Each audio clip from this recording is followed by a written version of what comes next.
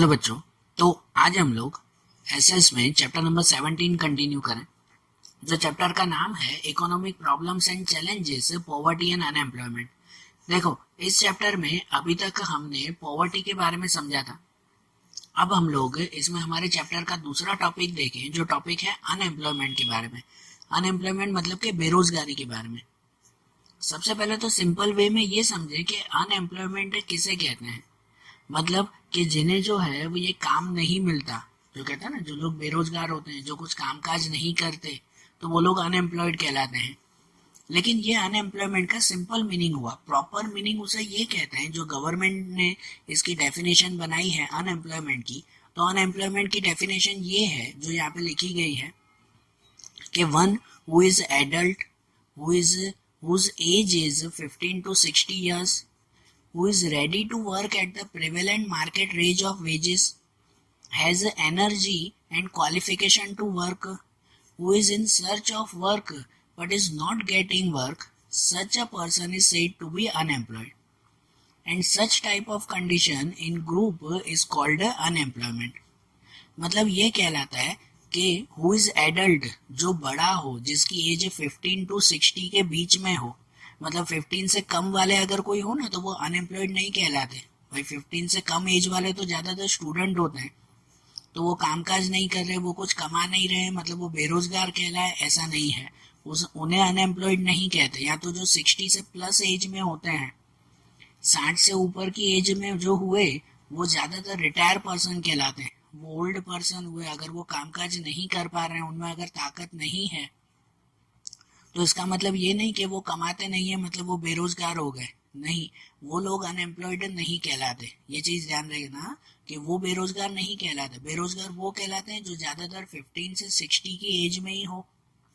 Who is ready to work at the prevalent market rate of wages, कि जो prevalent market rate of wages, मतलब कि अभी जितने वेजेस, अभी जितनी मजूरी या पगार चल रही है ना, उस पगार पे काम करने के लिए तैयार हो। मतलब कितने लोग ऐसे भी होते हैं कि भाई वो कहते हैं कि यार अभी तो भाई मुझे मार्केट में ना कि सिर्फ 5,000 ही पगार मिल रही है। नहीं भाई, मुझे तो जब 10,000 पगार मिलेगी ना तो मैं काम करूंगा, 5,000 पे मैं नहीं काम करने वाला। ऐसे भी कहने वाले लोग हैं, बरोबर। कि अभी भाई मुझे इतनी पगार मिल रही है, इतनी पगार पे मैं काम नहीं करूंगा, ज्यादा पगार मिले तो मैं काम करूंगा। तो ऐसे लोग बेरोजगार नहीं कहलाते, क्योंकि उन्हें नौकरी तो मिल रही है, वो अपनी इच्छा से काम नहीं कर रहे हैं। बेरोजगार वो कहलाते हैं कि जो अभी जितनी पगार चल रही है, उस पगार पर भी वो काम करने के लिए तैयार हो। भाई 5,000 मिले तो 5,000, मैं काम करने के लिए तैयार हूँ। Has energy and qualification to work, कि जिनके पास पूरी एनर्जी है, पूरी क्वालिफिकेशन है काम करने की, बराबर ना। कि भाई वो अभी अभी की कंडीशन में वो एकदम फिट है, हेल्दी है और काम करने लायक है। उन्हें कोई बीमारी नहीं है, ठीक है, वो कोई हैंडीकैप नहीं है, कोई तरह की उन्हें प्रॉब्लम नहीं है, वो काम करने के लिए तैयार है। वो is in search of work but is not getting work, जो काम ढूंढ रहे हैं लेकिन फिर भी उन्हें काम मिलता नहीं है, तो वो पर्सन अनएम्प्लॉयड कहलाए।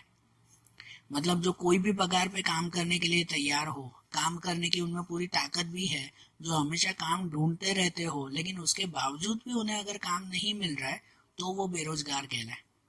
बाकी इनके अपोजिट अगर वो लोग, कि जो लोग काम ढूंढने ही नहीं जाते, जो लोग लेजी हैं, भाई आलसू है, कि छोड़ो मुझे तो काम करना ही नहीं है, बहुत पैसे पड़े हुए हैं, तो वो लोग बेरोजगार नहीं हुए।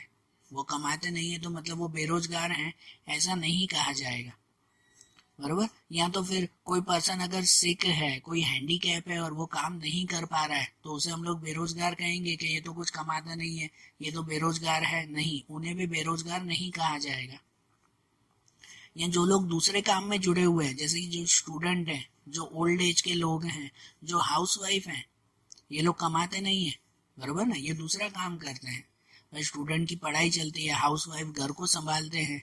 या जो ओल्ड एज के पर्सन है वो रिटायर कहलाए, बरोबर ना, वो कुछ कामकाज नहीं करेंगे, वो कुछ कमाएंगे नहीं, तो इसका मतलब वो बेरोजगार नहीं कहलाए, बरोबर।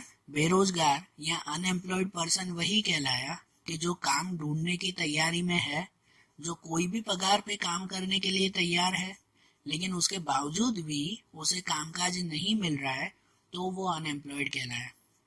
और पूरे पूरी कंट्री में या पूरी सोसाइटी में अनएम्प्लॉयड की ये ग्रुप या ये कंडीशन वो कहलाती है अनएम्प्लॉयमेंट, बेरोजगारी इसे कहते हैं। बरोबर। अगर बेरोजगारी के बारे में क्लियरली समझना हो ना तो उसके अलग अलग टाइप समझने होते हैं कि टाइप्स ऑफ अनएम्प्लॉयमेंट, हमारे चैप्टर का काफी इंपॉर्टेंट पॉइंट कि टाइप्स ऑफ अनएम्प्लॉयमेंट अगर हम लोग समझें तो जिनमें सबसे पहला टाइप आता है वो आता है सीजनल अनएम्प्लॉयमेंट। सीजनल, सीजन के हिसाब से, ज्यादातर एग्रीकल्चर में ये अनएम्प्लॉयमेंट देखने को मिलती है, सीजनल अनएम्प्लॉयमेंट। ये वो अनएम्प्लॉयमेंट कहलाती है कि जिसमें लोगों को कोई पर्टिकुलर सीजन में ही काम मिलता है और बाकी के टाइम में वो लोग बेरोजगार होते हैं। जैसे कि एग्रीकल्चर में होता है ना कि जब बारिश का मौसम आता है ना तो बारिश के मौसम में अच्छा खासा पानी मिल जाता है, बरोबर, इरिगेशन की फैसिलिटी मिल जाती है क्योंकि बारिश के मौसम में पानी वगैरह सब सही से मिलता है। तो वो बारिश के 3 या 5 महीने वो लोग अच्छी तरह से काम करते हैं और बाकी के जो 7-8 महीने होते हैं ना तो वो 7-8 महीने किसान कुछ भी काम कर पाते नहीं है। बाकी के 7-8 महीने वो काम नहीं कर पाते, वो ज्यादातर बेरोजगार ही रहते हैं क्योंकि बाकी के महीनों में बरोबर जो है वो खेतों के लिए पानी नहीं मिलता है, तो इनकी वजह से उनका काम होता ही नहीं और वो बेरोजगार कहलाते हैं। तो इसे कहते हैं सीजनल अनएम्प्लॉयमेंट। ऐसा दूसरे भी काफी चीजों में आता है कि जैसे कि कोई फ्रूट बेचने वाले, जैसे मैंगो बेचने वाले होते हैं, आम बेचने वाले जो जो वर्कर्स होते हैं तो वो सिर्फ गर्मियों में ही आम ज्यादातर बिकते हैं। तो गर्मियों में उनकी सीजन होती है, वो ज्यादातर कमाते हैं गर्मियों में और बाकी का टाइम, बाकी की सीजन वो लोग अनएम्प्लॉयड होते हैं। बाकी का टाइम उनका कुछ काम ही नहीं होता, आम तैयार ही नहीं होते, वो बेचेंगे कहाँ से। या जैसे कोई क्रैकर्स बेचने वाले जिनकी जो है वो फटाकों की दुकान होती है, वो कि वो लोग भी ज्यादातर जैसे दिवाली का सीजन आया तब उस वक्त वो काम करते हैं, बाकी के टाइम में ज्यादातर अनएम्प्लॉयड होते हैं। ज्यादातर हाँ, बाकी के चेंजेस तो हर जगह पर है।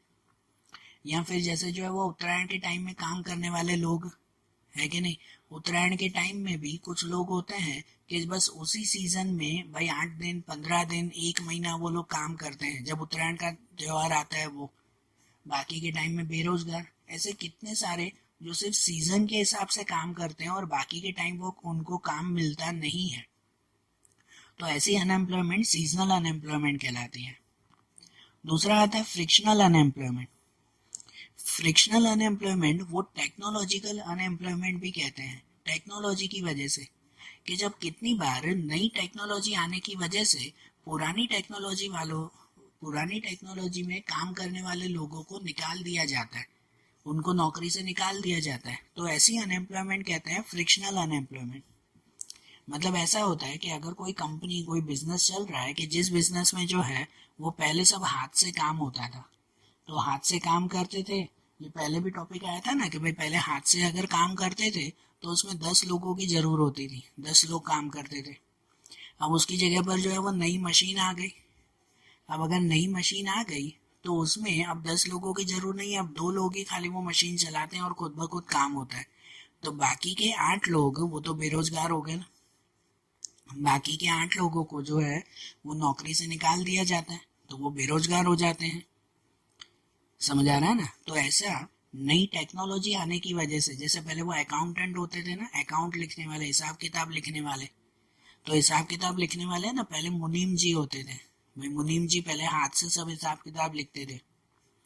अब नई टेक्नोलॉजी आ गई, नए नए कंप्यूटर्स आ गए, तो अब सब हिसाब किताब जो है वो अकाउंट वगैरह अब कंप्यूटर में लिखा जाता है।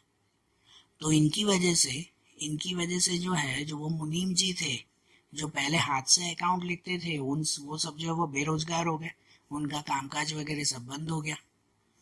तो नई टेक्नोलॉजी आने की वजह से जो पुरानी टेक्नोलॉजी वालों को काम से निकाल दिया जाता है, तो ऐसी बेरोजगारी वो फ्रिक्शनल अनएम्प्लॉयमेंट कहते हैं।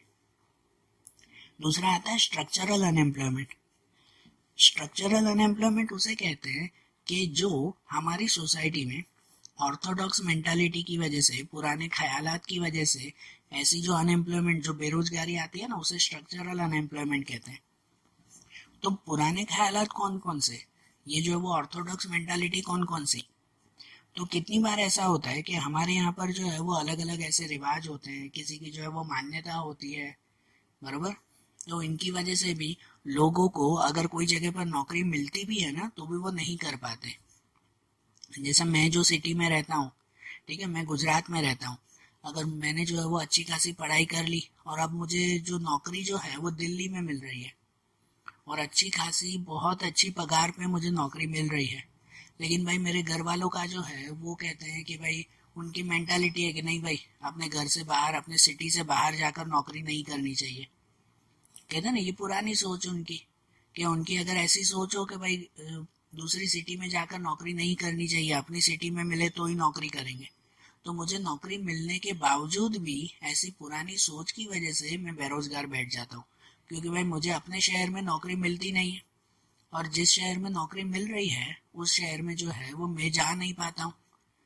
तो इनकी वजह से ये भी तो एक तरह की बेरोजगारी हो गई ना, बरोबर ना।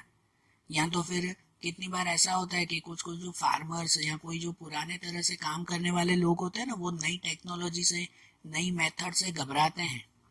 कि जैसे जो फार्मर्स होते हैं कि पहले जो है वो बैल से, मतलब जो बुलक्स होते थे उनके थ्रू जो है वो ये फार्मिंग का वर्क करते थे। अभी नए नए ट्रैक्टर आ गए, नए कंप्यूटर से भी अब तो काम होते हैं।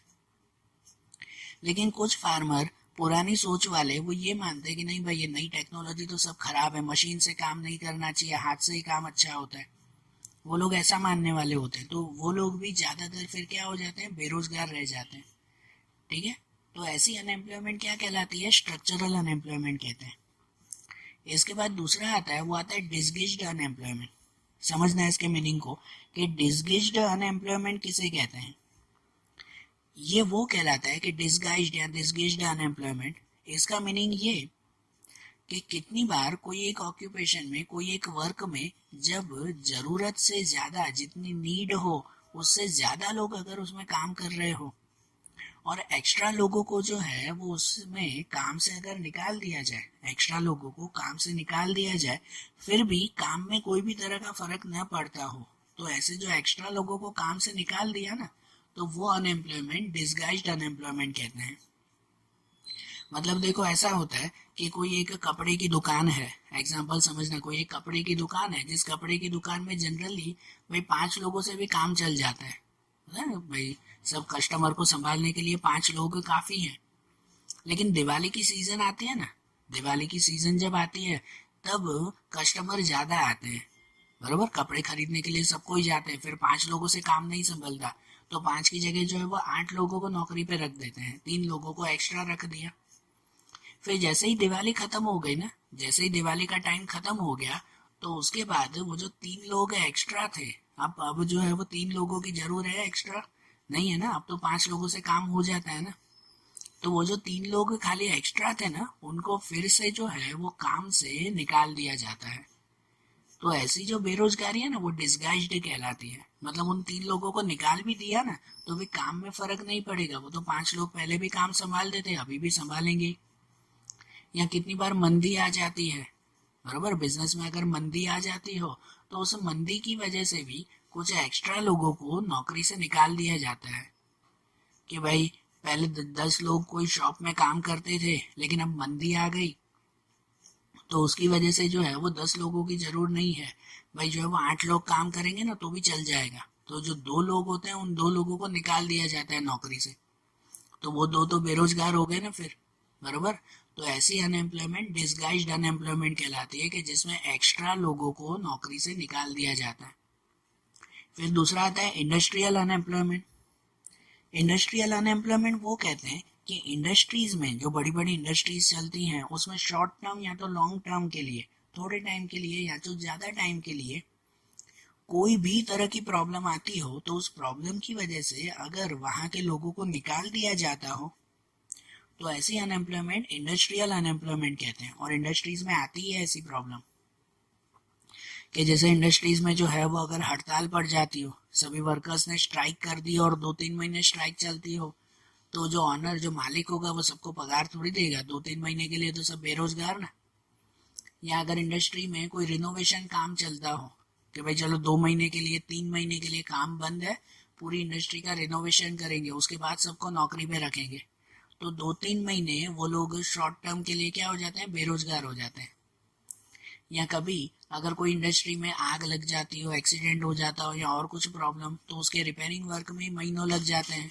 इतनी बड़ी इंडस्ट्री चल रही है तो महीनों तक फिर बंद हो जाती है। तो ऐसे महीनों तक फिर उनको क्या कर दिया जाता है, काम काज बंद, वो लोग बेरोजगार हो जाते हैं फिर। तो इंडस्ट्री में ऐसी कोई भी प्रॉब्लम आती हो, तो जस्ट एग्जांपल, इसके अलावा कोई भी प्रॉब्लम आती हो तो उनसे जो अनएम्प्लॉयमेंट क्रिएट होती है उसे इंडस्ट्रियल अनएम्प्लॉयमेंट कहते हैं। उसके बाद आता है एजुकेटेड अनएम्प्लॉयमेंट। हमारे इंडिया में सबसे ज्यादा ये अनएम्प्लॉयमेंट है। एजुकेटेड अनएम्प्लॉयमेंट वो कहते हैं कि जो पर्सन एजुकेटेड हो, मतलब जिसने कम से कम सेकेंडरी एजुकेशन भी लिया हो, या भले जिसके पास डिग्री भी हो, जो पढ़ा लिखा है, लेकिन उसके बावजूद वो नौकरी उसे अगर नहीं मिल रही है, वो पढ़ा लिखा है, उसके पास से डिग्री है, लेकिन उसके बावजूद जो है वो नौकरी ढूंढने के बावजूद भी उसे अगर नौकरियां नहीं मिल रही है, तो ऐसी अनएम्प्लॉयमेंट कहलाती है एजुकेटेड अनएम्प्लॉयमेंट। बरोबर। तो ये अनएम्प्लॉयमेंट के अलग अलग टाइप्स है ना, हमारे इंडिया में ये सभी तरह की अनएम्प्लॉयमेंट देखने को मिलती है। और हमारी कंट्री में अगर अनएम्प्लॉयमेंट की कंडीशन अगर देखें ना, तो कहा जाता है कि 2011 में 116 मिलियन पीपल वो जो है वो ये एम्प्लॉयमेंट ढूंढ रहे थे, मतलब नौकरी ढूंढ रहे थे, बेरोजगार थे फिलहाल। कितने? 116 मिलियन पीपल। और उसमें से 32 मिलियन पीपल जो है वो अनएजुकेटेड और 84 मिलियन पीपल एजुकेटेड थे। 84 मिलियन पीपल, बराबर। और इंडिया में सबसे ज्यादा अनएम्प्लॉयमेंट है ना यंग पीपल की है। यंग पीपल की अनएम्प्लॉयमेंट सबसे ज्यादा है, कि जो जनरली 15 से 24-25 ईयर्स तक जो होते हैं ना, 15 से 25 ईयर्स वाले, ये यंग पीपल, इनको अनएम्प्लॉयमेंट सबसे ज्यादा जो है वो लगती है। हमारे इंडिया में 2011 में 4.70 करोड़ पीपल जो सिर्फ 15 टू 25 एज के थे, इतने 4.70 करोड़ पीपल वो अनएम्प्लॉयड थे इस एज के खाली। बरोबर। हमारे इंडिया में सबसे ज्यादा अगर अनएम्प्लॉयमेंट देखें ना, तो वो सिक्किम, केरला, वेस्ट बंगाल, उत्तर प्रदेश, छत्तीसगढ़, जम्मू कश्मीर, त्रिपुरा, ऐसे स्टेट्स में सबसे ज्यादा अनएम्प्लॉयमेंट है, बेरोजगारी यहाँ पे सबसे ज्यादा है। और इसके अलावा जो दूसरे प्लेसेस हैं जैसे कि हिमाचल प्रदेश, हरियाणा, कर्नाटक, चंडीगढ़, गुजरात, इन प्लेसेस पर जो है वो अनएम्प्लॉयमेंट कम है, बेरोजगारी यहाँ पे थोड़ी सी कम है। बराबर। और जहाँ पर भी है ना, सबसे ज्यादा यंग पीपल ही बेरोजगार है। हमारे गुजरात में जो है वो अप्रोक्सीमेट कहा जाता है कि पर थाउजेंड में 12 पीपल अनएम्प्लॉयड कहलाते हैं। 1000 के ऊपर कितने? 12 लोग, हर 1000 में से 12 लोग वो अनएम्प्लॉयड कहलाते हैं। तो हमारे यहाँ पे भी अनएम्प्लॉयमेंट है ना। और इस अनएम्प्लॉयमेंट के रीजन क्या है, क्यों हमारे यहाँ पर ये अनएम्प्लॉयमेंट इतनी ज्यादा है? तो उनके अगर हम लोग कुछ रीजन देखें ना, तो उनके रीजन में आता है, जैसे कि पहला रीजन आता है इंक्रीज इन पॉपुलेशन, कि यहाँ पर पॉपुलेशन ज्यादा है ना। ये हमने पॉवर्टी में भी पढ़ा था, इसके काफी पॉइंट जो हमने पॉवर्टी में पढ़े थे वही है ना, कि हमने पॉवर्टी में भी ये पढ़ा था कि इतनी ज्यादा पॉपुलेशन होने की वजह से यहाँ पे लोगों को पूरी नौकरियां नहीं मिलती।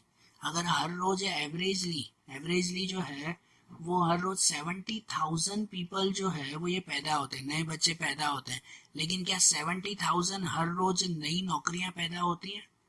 नई नौकरियां तैयार नहीं होती ना उसमें, तो इसलिए ज्यादातर लोग क्या हो जाते हैं, तो बेरोजगारी रह जाते हैं फिर। इसके बाद लैक ऑफ प्रैक्टिकल नॉलेज, इनके अलावा उनको प्रैक्टिकल नॉलेज नहीं होती, सिर्फ थियरिकल नॉलेज। स्कूल में, कॉलेजेस में आज भी जो है वो सिर्फ थियरिकल नॉलेज दी जाती है, प्रैक्टिकल नॉलेज नहीं दी जाती। तो इनकी वजह से उनको पता ही नहीं होता कि चलो ठीक है, अगर मुझे कहीं नौकरी नहीं मिल रही तो मैं खुद काम करना शुरू करूं, खुद अपना काम शुरू करूं। तो कैसे काम शुरू करूं वो उन्हें आता ही नहीं है, ऐसा प्रैक्टिकल नॉलेज नहीं है। बराबर ना, उन्हें जो है वो स्किल नहीं है, कोई ऐसी ट्रेनिंग नहीं दी जाती उन्हें। इसके अलावा जो है वो ये रेनफॉल, इरेगुलरिटी इन रेनफॉल, जो एग्रीकल्चर में सबसे ज्यादा जो है वो ये अनएम्प्लॉयमेंट, वो इसकी वजह से कि यहाँ पर प्रॉपर इरिगेशन फैसिलिटीज नहीं है। इरिगेशन फैसिलिटी न होने की वजह से, और दूसरा बारिश जो है वो ये नक्की नहीं होती, कभी ज्यादा कभी कम बारिश। तो इसकी वजह से जो किसान होते हैं वो ज्यादातर बेरोजगार रह जाते हैं। बारिश आई उतना टाइम उन्हें काम मिलता है, बाकी के टाइम वो लोग बैठे रहते हैं। फिर lack of alternative employment, alternative मतलब कि कोई दूसरे कुछ काम ढूंढना। ये भी हमने पॉवर्टी में देखा था कि जो फार्मर्स होते हैं ना, उन फार्मर्स को दूसरा कोई काम मिलता ही नहीं है, क्योंकि उनके पास ना नॉलेज, ना ट्रेनिंग, ना स्किल, ना एजुकेशन, उनके पास ऐसा कुछ नहीं होता कि जिससे वो कोई दूसरा काम ढूंढ सके। तो एग्रीकल्चर में काम नहीं मिलता तो बाकी के टाइम वो लोग बेरोजगार रह जाते हैं फिर, ठीक है ना। फिर weak condition of small scale industries, कि यहाँ पे हमारे इंडिया में जो स्मॉल स्केल इंडस्ट्रीज हैं, cottage industries, small scale industries, इनकी कंडीशन बहुत खराब है, बराबर ना। यहाँ पे बहुत खराब जो है वो इनकी कंडीशन है, क्योंकि गवर्नमेंट इन लोगों के ऊपर बिल्कुल भी जो है वो ध्यान नहीं देती, इन लोगों को सपोर्ट ही नहीं करती। गवर्नमेंट का सपोर्ट सिर्फ बड़ी बड़ी इंडस्ट्रीज के पास जाता है, छोटी इंडस्ट्रीज के पास नहीं। और इसीलिए उनमें से वो जो चीजें बनाते हैं ना, उनका प्रोडक्शन फिर कोई भी खरीदता नहीं है, वो लोग बेरोजगार रह जाते हैं। पहले वो कैसे हैंडीक्राफ्ट की चीजें चलती थी, हाथ से बनाई हुई चीजें जो है वो हर जगह मिलती थी। अब सब जो है वो तैयार शोपीस मिलते हैं, नकली शोपीस मिलते हैं, हाथ से बनाई हुई चीजों का कोई भी यूज करता ही नहीं है। तो उनमें काम करने वाले लोग कहाँ पे जाएंगे, वो लोग तो बेरोजगारी हो जाएंगे ना, ठीक है ना। या फिर ऑर्थोडॉक्स मेंटालिटी की वजह से, जो हमने पहले भी ये देखा, बराबर, वो उसमें स्ट्रक्चरल अनएम्प्लॉयमेंट में हमने देखा था ये, कि आज भी लोगों को पुराने ख्यालात में जो है वो ये रहना ज़्यादा पसंद है। ऐसी ऑर्थोडॉक्स मेंटालिटी के जिनमें अलग अलग तरह का कास्ट सिस्टम आज भी यहाँ पे चलता है, या तो फिर जो है वो जॉइंट फैमिली सिस्टम चलता है, या फिर दूसरे इतने सारे रीति रिवाज है कि बाहर जाके काम मत करना, ये मत करना, वो मत करना। तो उनकी वजह से भी वो लोग ज़्यादातर बेरोजगार रह जाते हैं। जॉइंट फैमिली चलती है, किसी की अगर बड़ी फैमिली हो तो उसमें से अगर कोई एक पर्सन अच्छा खासा कमाता हो तो दूसरा पर्सन जो है वो बैठा रहता है कि भाई रहने दो ना यार, वो एक कमा रहा है ना तो हम दूसरा आराम करता है। तो इनकी वजह से भी तो बेरोजगारी बढ़ रही है ना। और दूसरा कि लो ग्रोथ रेट, यहाँ पर हमारी इंडिया का ग्रोथ रेट भी इतना ज़्यादा नहीं है, हमारी इंडिया इतनी जल्दी डेवलपमेंट भी नहीं कर रही है, कि अगर इंडिया जल्दी जल्दी से डेवलपमेंट करने लगे ना, तो जिससे जो है वो हमारी कंट्री में ये बेरोजगारी भी जल्दी जल्दी से ख़त्म होने लगे। क्योंकि अगर कंट्री डेवलपमेंट करेगी तो उसका फ़ायदा फिर सबको होगा ना, उसके डेवलपमेंट का फ़ायदा जो है वो सबको मिलेगा। और उसका फ़ायदा जो है वो अगर सबको मिले तो इसका मतलब सबकी बेरोजगारी भी जो है वो ये धीरे धीरे कम होने लगेगी। लेकिन कंट्री इतना जल्दी जो है वो डेवलपमेंट कर नहीं रही है। तो ये सब रीज़न है ज़्यादातर अनएम्प्लॉयमेंट के। और अगर ये अनएम्प्लॉयमेंट हमारे इंडिया में इतनी ज़्यादा है तो इसको दूर करने के लिए क्या क्या होने चाहिए, या तो गवर्नमेंट क्या क्या करती है, वो एक टॉपिक देखें। तो वो एक टॉपिक आता है efforts to reduce unemployment. Unemployment को दूर करने के लिए क्या क्या करना चाहिए। तो हमारे यहाँ पर जैसे पॉवर्टी इतनी ज़्यादा है, उतनी ज़्यादा जो है वो यहाँ पे बेरोजगारी भी है। ये भी तो हमारे लिए इतनी बड़ी प्रॉब्लम है ना। तो इसे दूर करने के लिए भी तो गवर्नमेंट वर्क करती रहती है ना। बिल्कुल जो है वो कर रही है, कोई भी तरह का जो है वो ना नहीं है। लेकिन शायद गवर्नमेंट के कामों में भी जो है वो कुछ लेट हो जा, या तो फिर कुछ कमी रह जाती है, या तो फिर कुछ कमी हमारे अंदर भी तो रहती है कि इसकी वजह से जो है वो ये बेरोजगारी कम होती ही नहीं। पहले जो है वो गवर्नमेंट की बात कर ले कि गवर्नमेंट क्या क्या काम कर रही है। कि बेरोजगारी को अगर दूर करना हो ना, तो सबसे पहला पॉइंट आता है by aiming high economic development. Government का पहले सबसे पहला जो है वो ये काम ये आता है कि हाई इकोनॉमिक डेवलपमेंट को एम करना। हमारी कंट्री में पर ईयर डेवलपमेंट के परसेंटेज सबसे ज़्यादा होने चाहिए। जितना ज़्यादा हमारी कंट्री का डेवलपमेंट होगा उतनी नई नई अपॉर्चुनिटीज जो है वो लोगों को मिलेगी। उससे हर एक सेक्टर, हमारा agriculture sector, industrial sector, service sector, सभी सेक्टर जो है वो ये डेवलपमेंट करेंगे ना। सभी सेक्टर का डेवलपमेंट होगा ना, अगर डेवलपमेंट जो है वो इकोनॉमिक डेवलपमेंट ज़्यादा होगा तो। और अगर सभी सेक्टर का डेवलपमेंट होगा तो इसका मतलब हमें जो है वो नई नई नौकरियां हमेशा मिलती रहेगी। गवर्नमेंट ये ट्राई करती है कि हर साल का डेवलपमेंट 10% से आसपास होना चाहिए। कितना? 10%। कि 10% मतलब ऐसे समझो कि अभी इस साल जो हमारे देश की कंडीशन है ना, अगले साल हर चीज़ में 10% हमें आगे बढ़ना चाहिए, ठीक है। ऐसा डेवलपमेंट होना चाहिए। लेकिन गवर्नमेंट खाली क्या करती है कि ऐसा एम, ऐसा समझो गोल लक्ष्य बनाती है 10% का, लेकिन आज तक जो है वो ये पहुंच नहीं पाई है। कुछ सालों पहले हमारा जो है वो ये ग्रोथ रेट या इकोनॉमिक डेवलपमेंट 7-8% था, काफी अच्छा डेवलपमेंट था। लेकिन अभी अभी पिछले जो है वो कुछ सालों में हमारा डेवलपमेंट रेट 3-4% चल रहा है, या 4-5% हमारा इकोनॉमिक डेवलपमेंट है। आप खुद ही इमेजिन करो कि जहाँ पे हर साल अगर हमें हमें भी अमेरिका की तरह डेवलप्ड कंट्रीज अगर बनना है ना, तो हर साल हमारा डेवलपमेंट 10% का होना चाहिए। कितना? 10% का। और चल चल कितना रहा है 2-3 सालों से? 5% खाली चल रहा है, ये लास्ट के 2-3 सालों में 4-5%। तो आप खुद ही बताओ, ये अनएम्प्लॉयमेंट दूर हो पाएगी ऐसी कंडीशन में? नहीं दूर हो पाएगी ना। तो इसकी वजह से तो हमारे यहाँ पर ही अनएम्प्लॉयमेंट ज़्यादा ही रहती है ना। इसके बाद development of labour intensive for production, ये चीज़ एक जो है वो गवर्नमेंट को सुधारनी चाहिए कि हमारे यहाँ पर labour intensive method for production अपनानी चाहिए। कोई भी चीज़ का प्रोडक्शन करना हो ना, कोई भी चीज़ का प्रोडक्शन मतलब कोई भी नई चीज़ अगर बनानी हो, जैसे अगर कपड़े ही तैयार कर रहे हैं, नई नई बड़ी बड़ी फैक्ट्रियों में कपड़े जैसे तैयार करते हैं, तो ऐसा प्रोडक्शन करने की दो मेथड आती है। एक कहलाती है कैपिटल इंटेंसिव और दूसरी आती है लेबर इंटेंसिव।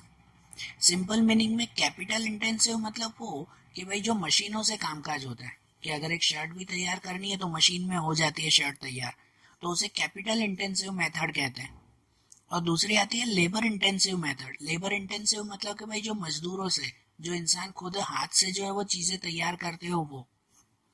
तो अगर अनएम्प्लॉयमेंट, बेरोजगारी दूर करनी है ना, तो कुछ टाइमिंग के लिए हमारी कंट्री में लेबर इंटेंसिव मेथड का जो है वो डेवलपमेंट होना चाहिए। सही बात है ना। लेबर इंटेंसिव मतलब जो हाथ से काम होते हैं, इंसान जो खुद काम करते हैं, वो मेथड अपनानी चाहिए, तो ये बेरोजगारी दूर हो पाएगी ना। बात तो सही है ना। अगर सभी काम मशीन से होते रहेंगे तो लोग क्या काम करेंगे? वो तो बेरोजगारी रहेंगे ना। इससे अच्छा मशीनों का यूज कम करके, बंद नहीं करना है, मशीन से तो काम होगा ही होगा, लेकिन उसका यूज कम करके और जो है वो लेबर इंटेंसिव मेथड ज्यादा अपनानी चाहिए। मतलब कि मजदूरों से ज्यादा काम करवाना चाहिए, तो जिससे उन लोगों की भी जो है वो बेरोजगारी दूर होगी, उन्हें भी ये काम मिलेगा। ठीक है। इनके बाद दूसरा आता है एम्प्लॉयमेंट अपॉर्चुनिटीज इन विलेज, कि हमारे यहाँ पर सबसे ज्यादा बेरोजगारी विलेज में, गांव के एरिया में देखने को मिलती है। और इसी वजह से वहां पे ज्यादा से ज्यादा एम्प्लॉयमेंट अपॉर्चुनिटीज क्रिएट करनी चाहिए।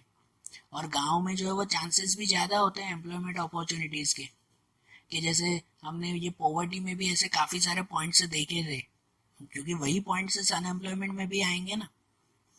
कि जैसे विलेजेस में ज्यादातर लोग एग्रीकल्चर में जुड़े हुए होते हैं, और वो एग्रीकल्चर में जो है जितने भी लोग जुड़े हुए होते हैं ना, उनमें डिसगाइज्ड अनएम्प्लॉयमेंट ज्यादा होती है। डिसगाइज्ड मतलब एक्स्ट्रा लोग उसमें जुड़े हुए होते हैं। हमने पहले भी बात की थी कि जिस खेत में काम करने के लिए 5 लोग ही काफी हैं, वहां पे 10 लोग काम करते हैं, 10 किसान काम करते हैं, तो बाकी के 5 लोग तो एक्स्ट्रा हो गए ना उसमें।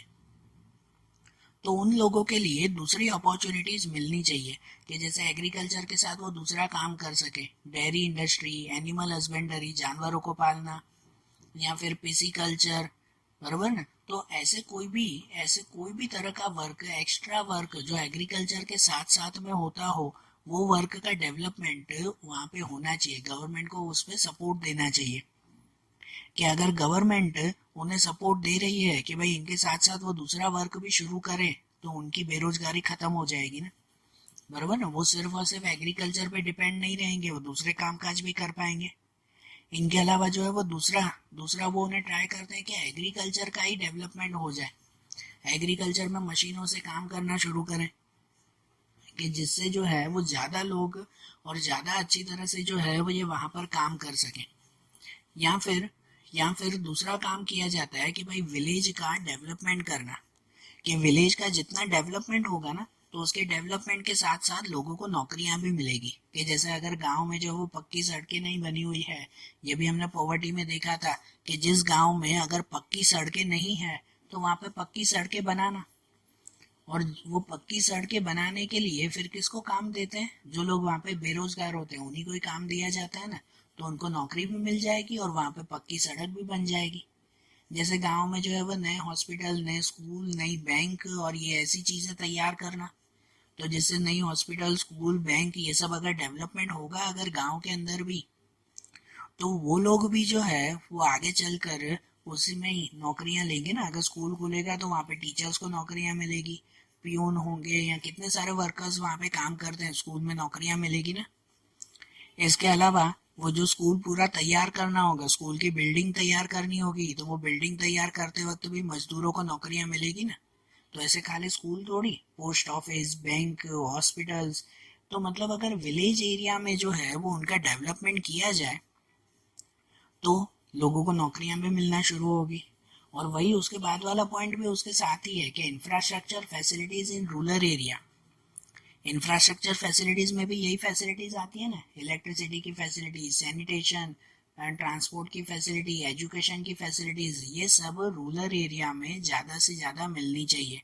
और इनमें भी वही बात कि अगर विलेज एरिया में ये सब फैसिलिटी शुरू हो जाएगी तो उनमें फिर लोगों को नौकरियां मिलना भी शुरू हो जाएगी।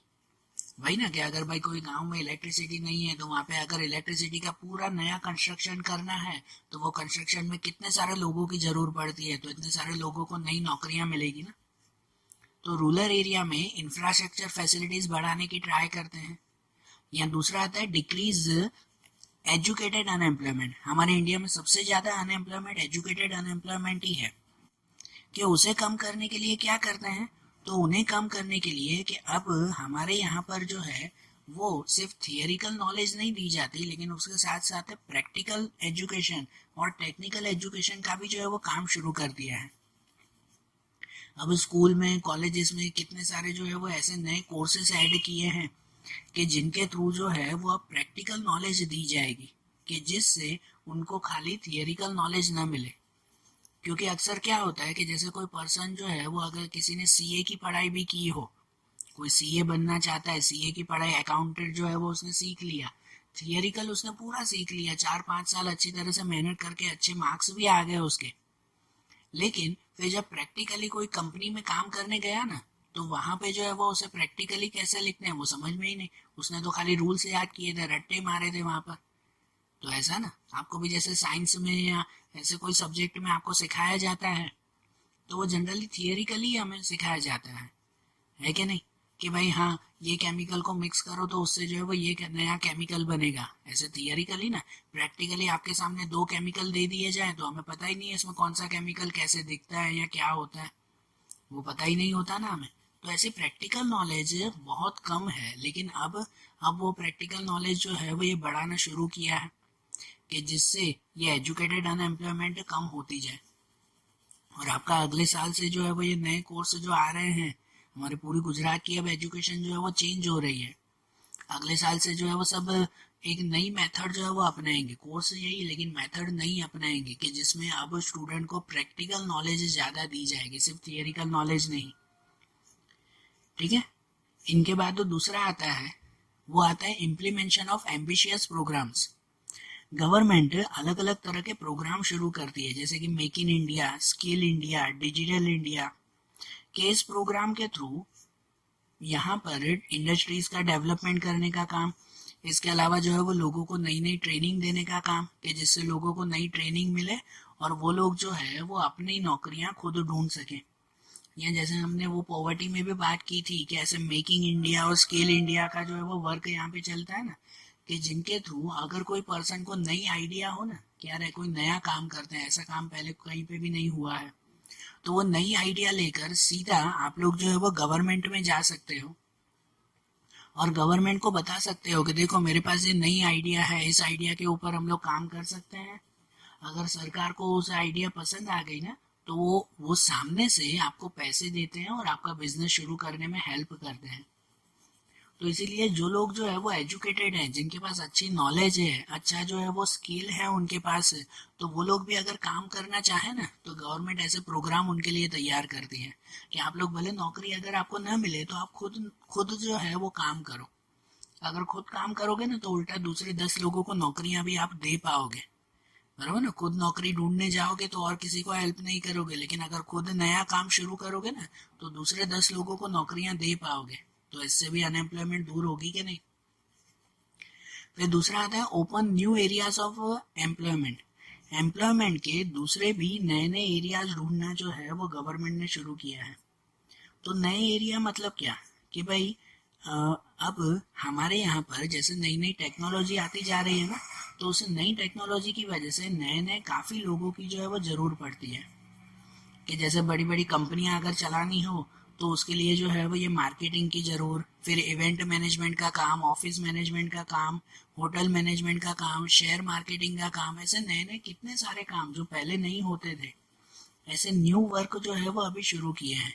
और इनके लिए जो है वो लोगों को स्पेशल एजुकेशन भी दी जाती है, स्पेशल ट्रेनिंग भी दी जाती है कि भाई कितने सारे छोटे मोटे काम जो है वो यहाँ पे शुरू होते हैं। जैसे कि नई टेक्नोलॉजी आ गई, नए नए मोबाइल आने लगे, नए नए कंप्यूटर आने लगे, तो वो मोबाइल है टेक्नोलॉजी, वो खराब भी तो होती है ना। तो अगर मोबाइल आ रहे हैं तो उस मोबाइल को रिपेयरिंग करने वाले लोगों की भी तो जरूर पड़ती है कि नहीं। तो ऐसा एक नया काम शुरू हो जाता है ना, बरोबर ना। भाई पहले जो पुरानी मशीनें थी, अब नई मशीनें आ गई, जैसे नई टीवी, नई एसी, हर तरह के जो है वो डेवलपमेंट होता जा रहा है, नई नई टेक्नोलॉजी आती जा रही है ना, कि अब सब स्क्रीन टच होता जा रहा है ना। भले कंप्यूटर हो, मोबाइल हो, टीवी हो, सब कुछ ऐसी नई मेथड आती जा रही है। तो ऐसे खराब होंगे तो उनका रिपेयर भी तो करवाना है ना। तो इनके लिए भी तो लोगों की जरूरत पड़ती है कि नहीं, बरोबर ना। अब गाड़ियां भी आ रही हैं, पहले जो नॉर्मल गाड़ियां थी, अब हाईटेक और नई टेक्नोलॉजी से गाड़ियां बन रही है, तो उसकी रिपेयरिंग का काम भी तो लोगों को सीखना चाहिए कि नहीं। ठीक है। तो ये सब काम काज, अब ये नई नई काम वो अब गवर्नमेंट उन्हें हमें सिखाती है। हर एक जगह पर जो है वो अब कैश कोर्स चलते हैं। कैश कोर्स मतलब कि भाई जो है वो छोटे छोटे कोर्सेज, कि भाई अगर आपको मोबाइल रिपेयरिंग सीखनी है तो 3 या 4 महीने का जो वो मोबाइल रिपेयरिंग का कोर्स आता है, कि जिसमें आप मोबाइल रिपेयरिंग सीख लो। कोई थियरिकल नॉलेज नहीं, सिर्फ प्रैक्टिकल नॉलेज, कोई थियरी नहीं। कि ऐसे नहीं स्कूल में जो है वो आपको मोबाइल रिपेयरिंग सिखाया 1 1 साल तक, सिर्फ प्रैक्टिकल नॉलेज आपको प्रैक्टिकली 3 4 महीने सिखाया जाता है। तो किसी ने अगर मोबाइल रिपेयरिंग सीखी तो उसके बाद जो है वो डायरेक्ट जाकर वो बाहर काम कर सकता है ना, बरोबर ना। तो इस तरह से देखो, ऐसे नई नई एम्प्लॉयमेंट का काम जो है वो सिखाया जाता है। अब वुमेन्स के लिए भी, सिर्फ मैन के लिए नहीं, वुमेन्स के लिए भी ये काम होता है कि अब जो है वो ये फैशन डिजाइनिंग का काम, या कोई जो है वो छोटा मोटा सिलाई वगैरह का काम, ऐसे कितने सारे नए नए वर्क हैं। या फिर कंप्यूटर ट्रेनिंग गवर्नमेंट की तरफ से फ्री में दी जाती है, कि जिससे लोग जो है वो ऐसी ट्रेनिंग लें और फिर खुद अपना काम या अपनी नौकरी जो है वो कर सकें। या दूसरा आता है डेवलपमेंट ऑफ न्यू इंडस्ट्रीज। अगर एम्प्लॉयमेंट को दूर करना है ना, तो उसका एक ये रीजन जो है वो सबसे, या एक ये वर्क सबसे पहले आता है कि नई नई इंडस्ट्रीज जो है वो शुरुआत करना, नई इंडस्ट्री का डेवलपमेंट करना। क्योंकि जितनी नई इंडस्ट्रीज तैयार होगी ना, तो उतने ज़्यादा से ज़्यादा लोगों को नौकरियां मिलेगी। कल भी ये बात की थी कि एक नई इंडस्ट्री तैयार होने के साथ साथ उसमें जो है वो हजारों लोगों को एक साथ जो है वो नौकरियां मिलती हैं। ठीक है, हजारों लोगों को एक साथ नौकरियां मिलती है, क्योंकि एक इंडस्ट्री में कितने सारे कामकाज जो है वो साथ में होते हैं। तो हजारों लोगों को नई नौकरियां भी तो मिलेगी ना। और ऐसी इंडस्ट्री भी तैयार की जाती है कोई विलेज के आसपास से, शहरों से दूर, तो उन एरिया का भी ज़्यादा से ज़्यादा डेवलपमेंट होता है, तो उन लोगों को भी नई नौकरियां मिलेगी, है कि नहीं। ये भी पहले बताया था कि एक इंडस्ट्री के साथ एग्रीकल्चर भी जुड़ा हुआ होता है, जहाँ से रॉ मटेरियल मिलेगा, फिर ट्रांसपोर्ट की फैसिलिटी होगी, तो उन्हें भी नई नौकरियां मिलेगी। तो इसीलिए गवर्नमेंट ट्राई करती है ज़्यादा से ज़्यादा इंडस्ट्रीज तैयार करना, नई इंडस्ट्री तैयार करना, कि जिससे ज़्यादा से ज़्यादा लोगों को नौकरियां मिले। फिर उनके बाद आता है development of employment exchange centres. अब ये एक नई चीज़ आप लोग समझो कि एम्प्लॉयमेंट एक्सचेंज सेंटर्स किसे कहते हैं। अब हर सिटी में आज के टाइम में गवर्नमेंट की तरफ से भी और प्राइवेट भी ऐसे एम्प्लॉयमेंट एक्सचेंज सेंटर्स बने हुए हैं। ये क्या काम करते हैं कि अगर आप लोगों को नौकरी नहीं मिलती है ना, जैसे अगर मुझे कहीं नई नौकरी ढूंढनी है लेकिन मुझे कहीं नौकरी मिल ही नहीं रही है, तो मैं क्या करूंगा पता है, ऐसे एम्प्लॉयमेंट एक्सचेंज सेंटर में जाऊंगा और वहां जाकर अपना जो है वो रिज्यूमी, या आप लोग जो बायोडेटा कहते हो, कि भाई वो वहां पे जाके दे के आऊंगा। मैं वहां पे जाके जो है वो अपना नाम रजिस्टर करवा के आऊंगा कि देखो भाई मैंने इतनी पढ़ाई की है, भाई ये एजुकेशन है मेरे पास, ये डिग्री है, और मुझे कोई ऐसी बड़ी कंपनी में जो है वो काम चाहिए, बरोबर। अब जैसे जनरली ऐसे होता है कि भाई मुझे अगर कोई बड़ी कंपनी में काम करना है, अब मेरी सिटी में 10 कंपनियां हैं, या दूसरी सिटीज में भी कहीं पर भी इतनी सारी कंपनियां हैं, तो मैं क्या हर कंपनी में जाकर पूछता रहूं कि भाई आपके यहाँ पे काम खाली है, मैं आऊं? ऐसे सबको जाके पूछूं? नहीं ना। तो मैं क्या करूंगा पता है, कि कौन सी कंपनी में कब काम खाली मिलेगा वो भी मुझे नहीं पता, तो मैं ऐसे एम्प्लॉयमेंट एक्सचेंज सेंटर में अपना नाम लिखवा के चला आऊंगा। और ये एम्प्लॉयमेंट एक्सचेंज सेंटर उस कंपनी के साथ अपना कनेक्शन बना के रखते हैं कि जब कंपनी में नई नौकरी की जरूर हो ना, या जब कंपनी में नए लोगों की जरूर हो, तो वो company in employment exchange centre को कांटेक्ट करती है कि भाई हमें नए लोगों की जरूर है। और फिर एम्प्लॉयमेंट एक्सचेंज सेंटर फिर सामने से जो है वो मुझे फोन करता है कि देखो भाई उस कंपनी में अब जगह खाली है, तुम जाके जो है वो वहां पे इंटरव्यू दे के आओ। तो इसलिए नौकरी ढूंढने के लिए मुझे दर दर भटकना नहीं पड़ेगा, यहाँ वहाँ भटकना नहीं पड़ेगा। मुझे सीधा जाकर खाली यहाँ पे अपना नाम रजिस्टर करवा देना है। फिर उनके पास जब भी नौकरी खाली होगी ना, जब भी उन्हें जो है वो टाइम मिलेगा या जब भी उनको चांस मिलेगा, वो सामने से जो है वो ये कांटेक्ट करेंगे कि अब देखो इस जगह पर नौकरी खाली है, तुम यहाँ पे जाके जो है वो काम कर सकते हो। फिर वहां जाके मैं इंटरव्यू तो दे सकता हूँ ना, फिर वहां पे नौकरी मिले ना मिले वो तो दूसरे नंबर की बात। लेकिन ये एम्प्लॉयमेंट एक्सचेंज सेंटर वो हमें हेल्प तो करते हैं ना, बरोबर ना। तो ऐसे एम्प्लॉयमेंट एक्सचेंज सेंटर्स ज्यादा से ज्यादा ऐसे सेंटर्स बनाने की ट्राई अब गवर्नमेंट करती है। अब तो हर सिटी में, हर इलाके में भी जो है वो ऐसे एम्प्लॉयमेंट एक्सचेंज सेंटर्स है। आपकी सिटी में भी जो है वो ये होगा कहीं पर भी। आप लोग भी जो है वो ये ढूंढना कि जब भी नौकरी की अगर जरूर हो ना, तो यहाँ जाकर जो है वो अपना नाम लिखवा के आया करो, रजिस्टर करवा के आया करो। फिर उनको जब भी नौकरी का जो है वो उन्हें चांस मिलेगा या उन्हें पता चलेगा, तो वो सामने से कांटेक्ट करेंगे।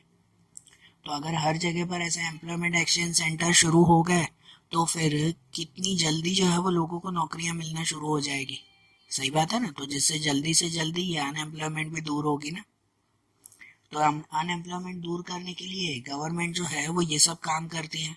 अब प्रेजेंट टाइम में तो जो है वो हेल्पलाइन नंबर्स भी हैं, आपकी टेक्स्ट बुक में भी कुछ हेल्पलाइन नंबर्स दिए हुए हैं कि अगर आपको कोई नौकरी नहीं मिल रही है या कोई ऐसी प्रॉब्लम है, पॉवर्टी, अनएम्प्लॉयमेंट जैसी, तो आप ऐसे हेल्पलाइन नंबर पर फोन कर कर जो है वो कांटेक्ट कर सकते हो।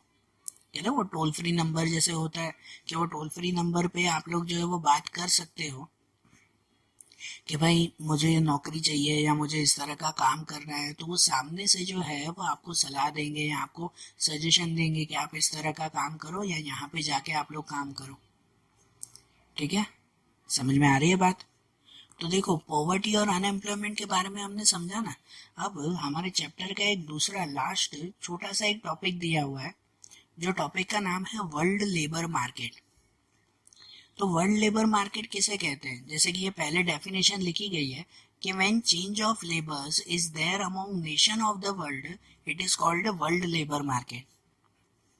कि जब चेंज ऑफ लेबर्स, मतलब लेबर, यहाँ लेबर मतलब मजदूर नहीं, खाली मजदूर नहीं, कोई भी तरह का काम करने वाले लोग, वो ऑफिस में बैठ के जो काम करते हो या कहीं पर भी जो भी काम करते हो ना, वो सब काम करने वाले लोग वो लेबर कहलाते हैं।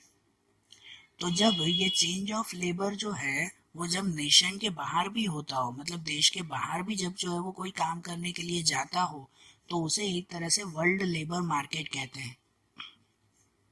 जैसे दूसरा एक सेंटेंस लिखा हुआ है कि when labour migrate from one country to another for employment, business, training और higher education, it is called movement of labour at international level. कि जब कोई भी पर्सन एक से दूसरे देश जाता हुआ एम्प्लॉयमेंट के लिए, नौकरी करने, बिजनेस करने, कोई ट्रेनिंग लेने या फिर एजुकेशन लेने के लिए जाता हो, तो उसे मूवमेंट ऑफ लेबर कहते हैं एट इंटरनेशनल लेवल। अब समझो यहाँ पे कि वर्ल्ड लेबर मार्केट क्या है और कैसे काम करता है। पता है, आज की प्रेजेंट सिचुएशन ऐसी है कि पूरी दुनिया वो जो है वो अब एक दूसरे से कनेक्टेड है। ग्लोबल मार्केट हम लोग कहते हैं ना, हमने पहले भी पढ़ा था कि ग्लोबलाइजेशन आ चुका है, कि अब पूरी दुनिया एक दूसरे से कनेक्टेड है। कोई भी कंट्री वो किसी के भी लिए अब दूर नहीं कहलाती। तो अब सिचुएशन ऐसी है कि अब पूरे वर्ल्ड में जो है वो नए नए लोगों, ऐसे लोग कि जिनकी स्किल ज्यादा है, जिन्हें अच्छी स्किल है, अच्छा टैलेंट है, अच्छी एजुकेशन है, तो इनकी डिमांड अब पूरे वर्ल्ड में रहती है। पूरा वर्ल्ड अब जो है वो यही डिमांड करता है कि ऐसे लोग कहीं से भी मिले। और इसीलिए आज ये वर्ल्ड लेबर मार्केट क्रिएट हो चुका है। कि आज अगर आपकी जो है वो अगर क्या कह सकते हैं कि आपको अगर नौकरी करनी है तो वो नौकरी करने के लिए आपके पास सिर्फ एक सिटी या एक कंट्री नहीं है कि आपको खाली इंडिया में ही नौकरी मिलेगी और कहीं नहीं। नहीं, अगर आपकी पढ़ाई अच्छी होगी, स्किल अच्छी होगी, एजुकेशन अच्छी होगी, तो आपको दुनिया के कोई भी कोने में नौकरी मिल सकती है और कोई भी तरह का रेस्ट्रिक्शन आपके पास नहीं है। कोई आपको मना नहीं करेगा कि आप लोग जो है वो दूसरी कंट्री में जाकर नौकरियां क्यों कर रहे हो। कि आप लोगों को पूरी वर्ल्ड में जहाँ पे जाकर आपको काम करना है ना, अपनी एम्प्लॉयमेंट ढूंढनी है ना, वहाँ पे आप लोग ढूंढ सकते हो। ये वर्ल्ड लेबर मार्केट है। और सिर्फ सिर्फ नौकरियां ही नहीं, आज के टाइम में कोई भी काम करना हो ना, तो पूरे वर्ल्ड में कभी भी कोई भी लेबर को, लेबर मतलब काम करने वाले लोग को, एक कंट्री से दूसरी कंट्री बुला सकते हैं। जैसे कि देखो, वर्ल्ड लेबर मार्केट का ये भी एक अच्छा एग्जांपल है कि जैसे डॉक्टर्स होते हैं ना, हमारे इंडिया में अगर कोई जगह पर कोई बहुत बड़ा ऑपरेशन चल रहा है और उस ऑपरेशन में जो है वो अब नहीं समझ पड़ रहा है कि अब इसका सॉल्यूशन कैसे करें, तो कितनी बार उसे ऐसे स्पेशल केस के लिए बाहर की कंट्रीज से जो है वो डॉक्टर्स बुलाए जाते हैं ना। बाहर की कंट्री से जो है वो डॉक्टर बुलाए जाते हैं कि भाई अमेरिका से डॉक्टर आया है और वो इसका इलाज कर रहा है। तो बताओ, बाहर के देश से भी जो ये काम करने वाले लोग यहाँ पे आते हैं ना, तो यही तो वर्ल्ड लेबर मार्केट का जो है वो वर्क है ना, कि पूरा वर्ल्ड अब आपके लिए खुला हुआ है। अगर आप में टैलेंट होगा ना, तो आपको पूरी दुनिया से जो है वो लोग बुलाएंगे। अब जैसे अमेरिका से डॉक्टर आता है तो कोई ऐसे तैसे डॉक्टर को बुला लेंगे वहाँ पे कि बस अमेरिका नाम है मतलब अच्छा ही डॉक्टर होगा। नहीं, जिसके पास सबसे ज़्यादा नॉलेज होगी, जो सबसे ज़्यादा टैलेंटेड होगा, उसी डॉक्टर को बुलाया जाएगा ना वहाँ पे। जो एक्सपर्ट होगा उसी को ही ना। तो अगर अब आपके पास पूरा वर्ल्ड खुला हुआ है ना, तो आप लोगों को क्या काम करना है पता है? खुद को टैलेंटेड बनाना है, खुद को एक्सपर्ट बनाना है, खुद को एजुकेटेड बनाना है। कि अगर आप में अच्छी स्किल, अच्छा टैलेंट, अच्छी एक्सपर्टाइज अगर होगी, तो पूरा वर्ल्ड में कहीं पर भी लोग जो है वो आपको बुलाएंगे। कि आज इंडिया में काम करने वाले कितने सारे लोग हैं जिनको बाहर के देशों में जो है वो लोग बुलाते हैं कि आप प्लीज हमारे यहाँ पे आकर काम करो। जितनी भी बड़ी बड़ी कंपनियां हैं ना, भले वो गूगल कंपनी है, फेसबुक है, या जो भी आप कंपनियों के बड़े नाम अगर आप ले रहे हो, तो उस कंपनी में कितनी बड़ी पोस्ट पर, जितनी सीईओ जैसी पोस्ट या एकदम हाईएस्ट पोस्ट पर भी काम करने वाले लोग वो हमारे इंडिया के लोग हैं। उनके पास अच्छा टैलेंट था, अच्छी एजुकेशन उन्होंने ली थी, तो आज बाहर की कंपनियां भी उन्हें सामने से बुलाती है कि आप हमारे देश में आकर काम करो। कितने सारे ऐसे साइंटिस्ट हैं हमारे इंडिया के कि जिन लोगों को बाहर के देश के लोग बुलाते हैं कि भाई प्लीज हमारे यहाँ पे आके काम करो। नासा जैसी इतनी बड़ी कंपनी है, वहां पर भी तो लोग जाकर काम करते हैं ना। हमारे इंडिया से कितने सारे लोग जो है वो वहां पर अपनी हेल्प दे रहे हैं। ठीक है, तो ये वर्ल्ड लेबर मार्केट आज दुनिया में सिर्फ यही एक चीज बताता है कि अगर आप में टैलेंट है, अगर आप में स्किल है, तो पूरी दुनिया जो है वो आपके लिए खुली हुई है। आप लोग कहीं पे भी जाके काम कर सकते हो, और अगर अच्छा टैलेंट, अच्छी स्किल होगी ना, तो पूरी दुनिया सामने से आपको बुलाएगी। या इसके अपोजिट, अगर आपके पास कोई टैलेंट है ही नहीं, कि भाई नॉर्मल बस हमने तो भाई पढ़ाई करके जो है वो ये क्या करना है, छोटा मोटा काम ही तो करना है, तो वो छोटा मोटा काम आप जहाँ सिटी पे कर रहे हो वहीं सिटी पे ही करोगे ना, पूरी दुनिया आपको बुलाएगी। बुलाएगी कि भाई चलो अमेरिका में ये प्रॉब्लम हुई है कि इंडिया से इस पर्सन को बुलाते हैं। किसको बुलाएंगे? जिसके पास स्किल टैलेंट होगी उसी को ही ना। कि जो नॉर्मल, चलो भाई छोड़ो ना यार, एजुकेशन लेकर जो है वो ये पापा के साथ शॉप पर ही तो बैठना है। फिर अगर ऐसे ही कंडीशन अगर होगी, तो कौन, क्या पूरी दुनिया आपके लिए खुली हुई है? नहीं है खुली हुई। सिर्फ घूम फिर सकते हो, वर्ल्ड लेबर मार्केट आपके लिए खुला हुआ नहीं है। समझ रहे हो बात को? तो आज अगर पूरे वर्ल्ड में जिस चीज की डिमांड है, तो वो सिर्फ एक ही चीज की डिमांड है, स्किल की और टैलेंट की। आप लोग भी वो क्रिएट करो, तो जिससे फ्यूचर में जो है वो पूरा वर्ल्ड आपके लिए खुला होगा। ठीक है। और आपको वो, जैसे आप लोग मूवीज में और उनमें देखते हो ना, कि जब आप लोग जो है वो कॉलेज में पढ़ाई करोगे ना, अगर आप में टैलेंट होगा तो आपकी पढ़ाई से पहले ही जो है वो आपको नौकरियां मिल जाएगी। आपकी कॉलेज खत्म होते ही जो है वो ये पूरी दुनिया जैसे आपको बुलाएगी कि आप हमारे यहाँ पे आके काम करो, आप इतने टैलेंटेड हो। तो ऐसा अब आपको बनना है। समझ में आ रही है बात? तो देखो आज जैसे हमने चैप्टर में ये पॉइंट देखे ना, पॉवर्टी अनएम्प्लॉयमेंट, जैसे हमने ये पॉइंट्स कंप्लीट किए, और एक छोटा सा पॉइंट था ये वर्ल्ड लेबर मार्केट। अब ये चैप्टर यहाँ कंप्लीट हुआ। ऐसे ही अब एसएस के दूसरे चैप्टर्स हम लोग अगले वीडियोस में देखेंगे। Okay, thank you.